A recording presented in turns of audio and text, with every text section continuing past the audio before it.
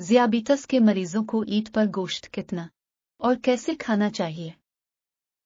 100 ग्राम एक हथेली के बराबर गोश्त का पीस इस्तेमाल कर सकते हैं, क्योंकि 100 ग्राम गोश्त में तकरीबन 143 से ज्यादा कैलोरीज, 3 से 5 ग्राम चिकनाई, 26 ग्राम प्रोटीन और कई विटामिन और मदनियात पाए जाते हैं।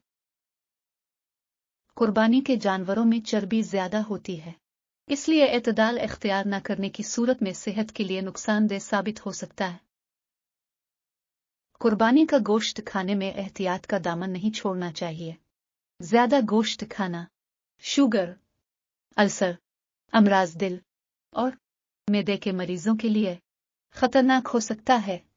कलेजी, सिरी, पाए खाने से ब्लड प्रेशर लाजमी बढ़ सकता है, लिहाजा मिल्क शेक, लस्सी, पानी, सलाद, दही और ग्रीन टी का इस्तेमाल लाजमी करें। ईद के दिनों में वर्जिश लाजमी करें।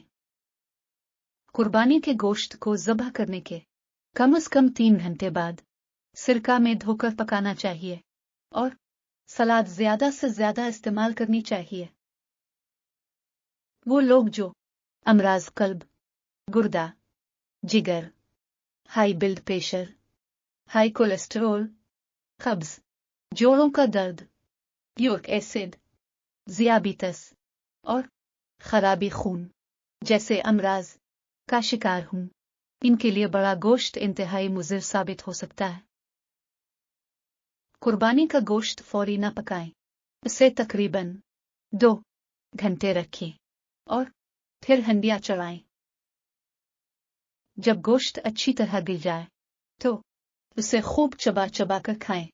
सेहत के मुतालिक मालूमाती वीडियो देखने के लिए हमारा YouTube चैनल सब्सक्राइब कीजिए।